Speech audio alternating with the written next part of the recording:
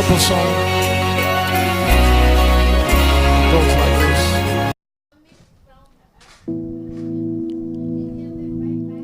La vie au-delà de la mort. Tout être humain a une naissance, une croissance et une fin. C'est cette vérité que le poète haïtien, en l'occurrence Antoine Dupré, exprime par les lois de la nature. Tout naît, tout vit, tout périt. Le palmier perd sa verdure, le citronnier perd ses fruits, l'homme naît pour cesser d'être.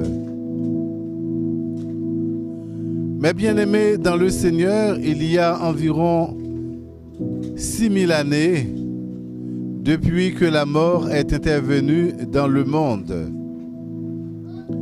Depuis lors, beaucoup de personnes affrontent la mort avec crainte et tremblement. D'après l'éminent romancier russe Pasternak, qui déclare « Il semble que toute philosophie déploie un immense effort pour surmonter le problème de la mort et de la destinée. Hélas, ni la philosophie humaniste avec Montaigne, Erasme, Judée et autres, datant du XVIe siècle, qui ont remis en honneur la littérature de l'Antiquité gréco-romaine et la réflexion personnelle.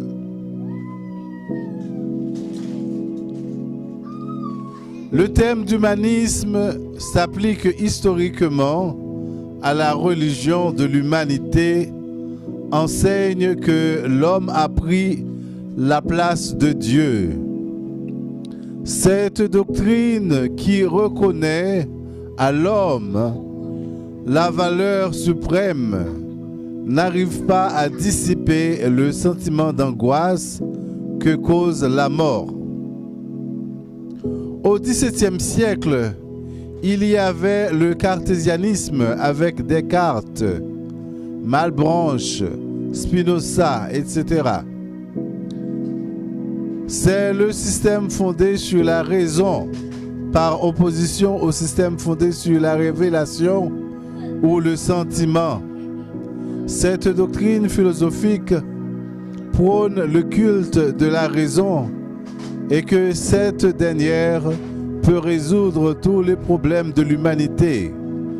C'est dans cette optique que Jean Rostand déclare « La science a fait de nous des dieux avant que nous fussions des dieux. » Hélas, ni la philosophie cartésianiste n'arrive pas à surmonter le problème de la mort et de la destinée.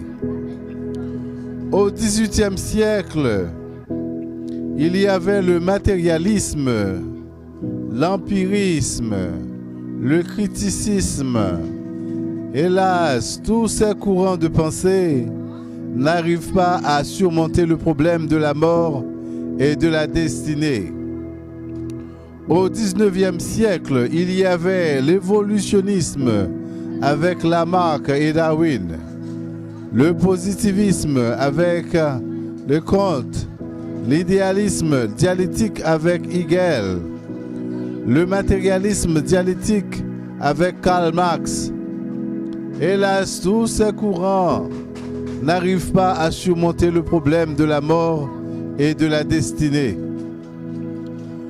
Au XXe siècle, il y avait l'intuitionnisme avec Charles Bergson, le néo-thomisme avec Jean Maritain, le personnalisme avec Mornier, l'existentialisme avec Georges Marcel, Jean-Paul Sartre, Merleau-Ponty, l'école psychanalytique avec Jung, le structuralisme avec Lévi-Strauss et Jean-Marcel Foucault.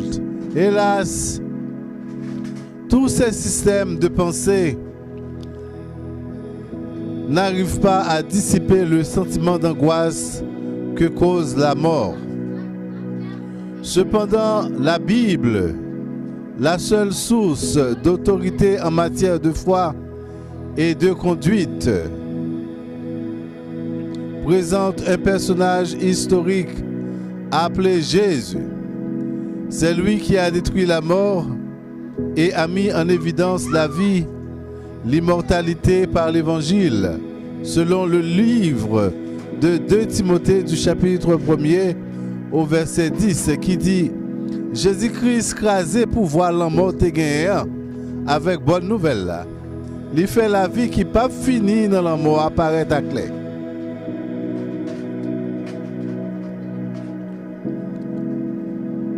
Voyons maintenant la nature de la mort. Dans le système chrétien, le concept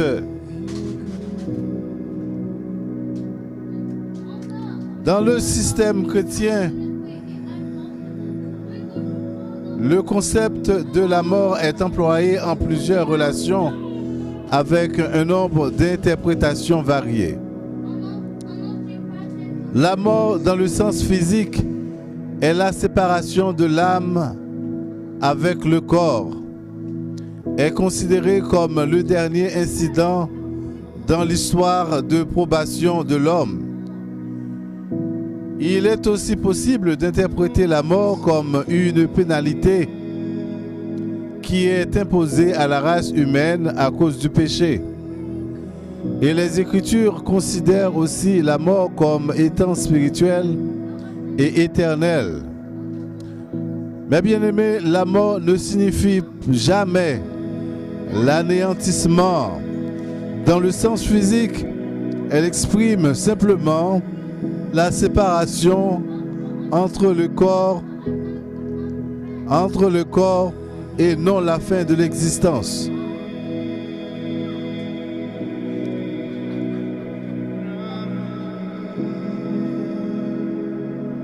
Dans le sens spirituel, la mort se réfère à la séparation et de l'âme et du corps avec Dieu. Elle est la condition de l'homme naturel irrégénéré, vivant encore dans le péché, selon les livres des Éphésiens, chapitre 2, verset 1, et 1 Timothée, chapitre 5, verset 6. Nous-mêmes, mon Éphèse, nous t'es mouri pour cette méchanceté à péché nous yo. Yon veuve qui la gécole dans plaisir, c'est yon veuve qui mourit même s'il vivant toujours. La vie de l'homme ne prend pas fin après la mort. La tombe ne représente que le tunnel par lequel l'homme doit passer avant d'atteindre la vie de l'au-delà. La Bible a également fait mention de la mort éternelle ou seconde mort. D'après Apocalypse du chapitre 20 au verset 4, nous lisons ce qui suit. Puis la mort et le séjour des morts furent jetés dans les temps de feu. C'est la seconde mort. Les temps de feu, la seconde mort ou les temps de feu sont deux expressions semblables qui désignent l'état éternel des méchants. Ce passage évoque le sort éternel des impies qui sont perdus en raison de leur incrédulité et de leur refus d'accepter Jésus-Christ comme leur sauveur personnel. Nous pouvons dire que la Bible nous présente une triple de mort, à savoir la mort physique et la mort spirituelle et la mort éternelle. À part les données bibliques, les penseurs de tous les temps ont essayé de définir la mort. Par exemple, Voltaire, le philosophe déiste, déclare « Quand on a tout perdu, quand on n'a plus d'espoir, la vie est un opprobre et la mort est un devoir. » Pour le penseur Jean-Yves Doumont, rien n'est plus certain que la mort, rien n'est plus incertain que l'heure de la mort. Existe-t-il une vie après la mort? Concernant cette grande question métaphysique, les penseurs, les écrivains, les philosophes, les théologiens, les sociologues, les ethnologues de tous les temps ont essayé de répondre à cette grande question. Beaucoup d'entre eux ont donné des réponses tout à fait irréalistes et fausses. La Bible répond positivement à cette grande question. Dans la parole de l'homme riche et de Lazare trouvée dans l'Évangile, selon Saint Luc, le chapitre 16, la vérité principale dégagée dans ce passage est « Il existe une vie après la mort ». Toutes les grandes religions du monde enseignent une vie après la mort. D'abord, les grandes religions monothéistes comme le christianisme, le judaïsme, l'islam. Dans le judaïsme, on enseigne une vie après la mort. Les Juifs croient que le salut s'obtient dans l'obéissance à la loi et pour trouver ce salut, on doit respecter les croyances de base du judaïsme. Les pharisiens qui forment l'un des partis du judaïsme croient dans la résurrection des morts et dans la vie future. Les musulmans, c'est-à-dire ceux qui croient dans la religion islamique, espèrent une vie après la mort. Dans leur croyance, tout musulman espérant échapper au jugement d'Allah, la divinité que les musulmans adorent. Et hériter le ciel doit accomplir, pour hériter le ciel, doit accomplir les œuvres des saints piliers de la foi. Premièrement, la récitation du Shabada, c'est dire la profession de foi. Deuxièmement, réciter 5 prières quotidiennes, rituelles dites en arabe. Troisièmement, il faut donner l'aumône légale, le 4e de votre revenu. Quatrièmement, il faut jeûner. Et cinquièmement, il faut faire un pèlerinage à la Mecque. Dans la religion du bouddhisme, on enseigne également une vie après la mort. Les bouddhistes croient dans la réincarnation, pensant que tous les êtres vivants renaissent après la mort. Ils croient également dans le nirvana, qui est l'état le plus désirable, c'est l'acquisition de la sagesse parfaite et le repos de l'âme. Dans le vaudou haïtien, on croit dans une vie après la mort. Au dire de l'écrivain Alfred Métro, l'ethnologue d'une rare compétence, lui qui a fait pas mal de recherches sur la religion vaudouresque, plus précisément à Jacmel, dans la localité appelée Mamlad, Mabial. Il nous précise, il ne faut pas s'attendre à trouver la moindre cohérence dans les notions vagues et contradictoires concernant le destin de l'âme après la mort. Mais bien aimé, bien que tout individu porte en lui 2 âmes, le gros et le petit bon ange, qui ont chacune un sort différent. En fait, on oublie cette distinction. On parle du mort comme s'il se survivait à lui-même sous forme d'une âme désincarnée. L'ethnologue ajoute des discussions que j'ai eues avec les paysans de Mabial sur la vie d'outre-tombe. Il ressort que le petit bon ange ne quitterait la terre qu'au 9e jour après le décès. soit après les dernières prières. C'est lui qui se présenterait devant Dieu et lui rendrait compte des péchés de celui ou de celle dont il avait la garde. Quant au gros bon ange, on l'identifierait au fantôme. Il ne s'éloigne qu'à regret des lieux qu'il a fréquentés et s'attarde dans la maison mortuaire. Mais bien aimé, croire en une vie après la mort, c'est bien. Mais la grande interrogation, quelle croyance? La Bible enseigne-t-elle la réincarnation, le purgatoire, le céleste, un ciel ultime en 3 parties? Combien de destinées la Bible présente-t-elle?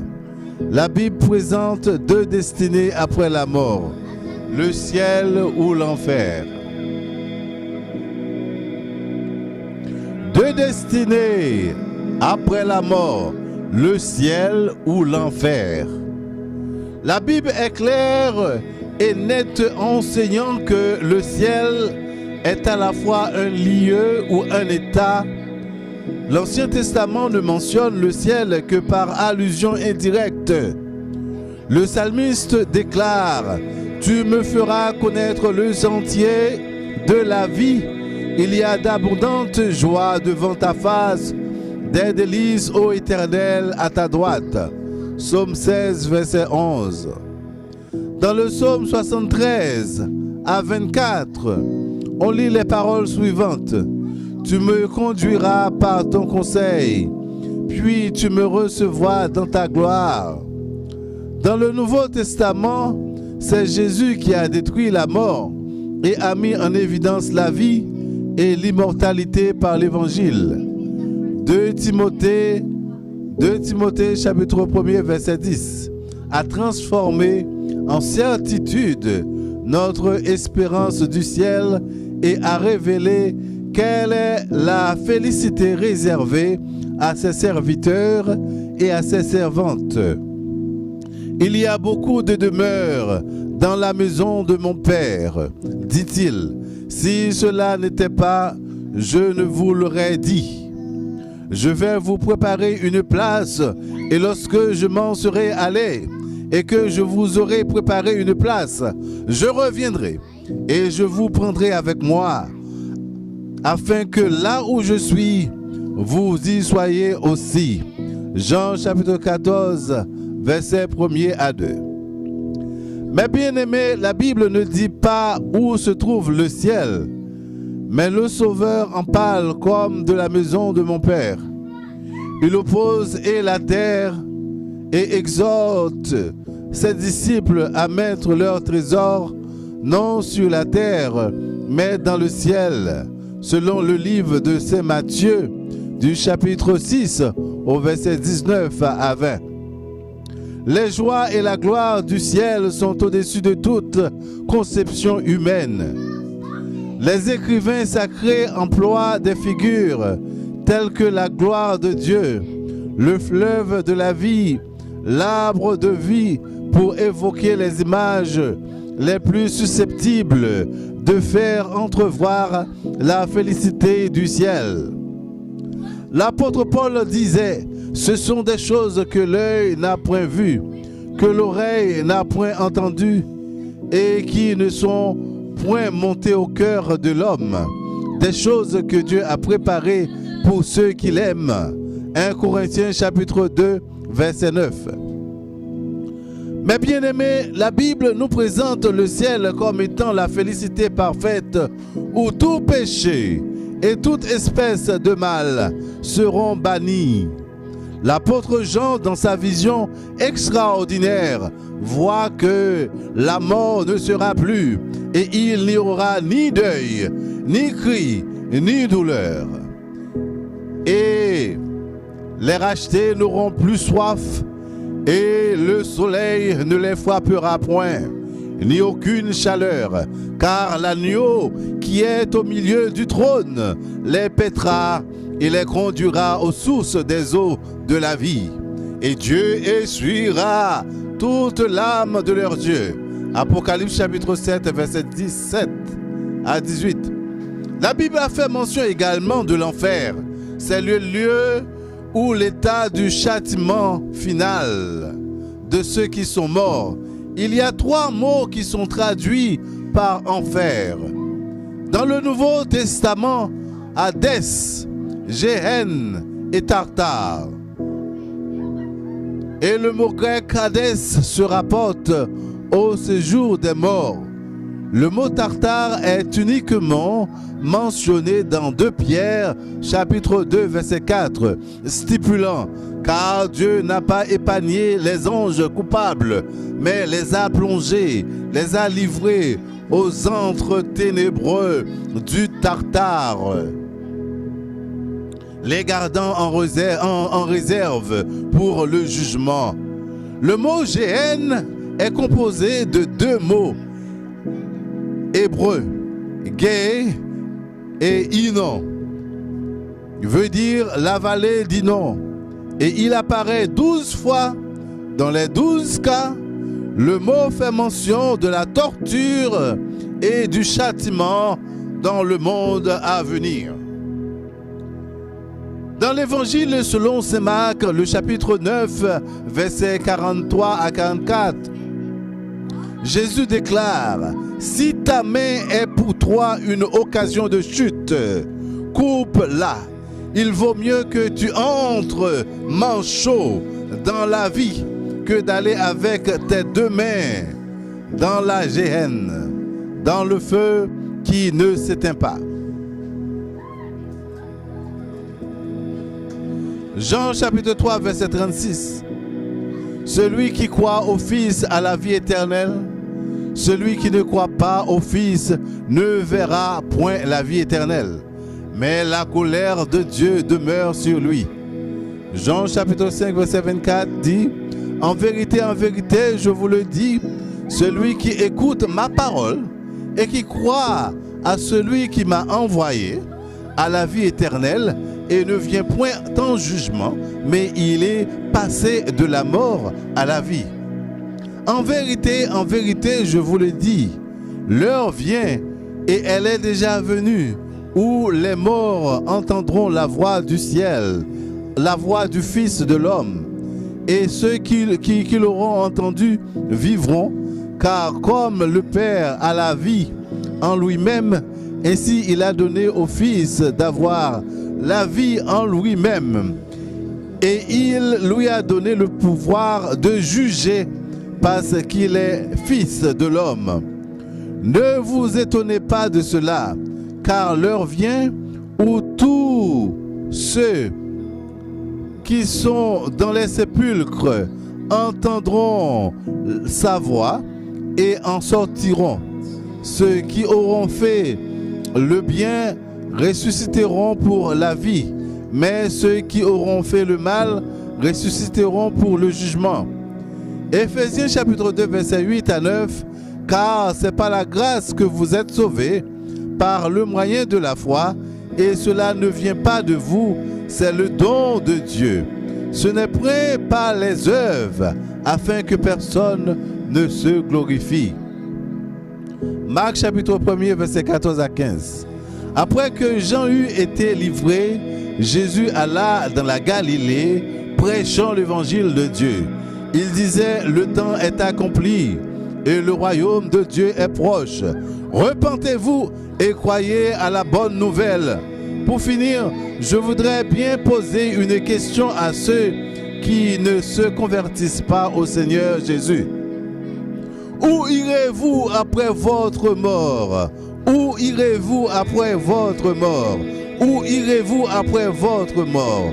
Dans le ciel ou dans l'enfer? Savez-vous la condition essentielle à remplir pour aller au ciel? C'est de se repentir et avoir la foi salvatrice ou salvifique, selon l'évangile de saint Marc du chapitre 1er au verset 15. Heureux celui qui lit et ceux qui entendent les paroles de la prophétie et qui gardent les choses qui y sont écrites, car le temps est proche.